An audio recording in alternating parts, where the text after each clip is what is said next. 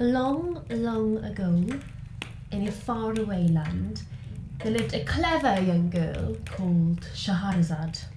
She lived with her little sister, who was called Dinazad. Dinazad was as kind, loyal and true as any girl her age. But Scheherazade was courageous, shrewd and bright, well beyond her years. And there was nothing she liked better than to read stories. Stories of enchanted caves. Flesh-eating ghouls. Talking birds. Flying men. Night after night, she would keep her little sister awake by filling her head with these stories. Listen.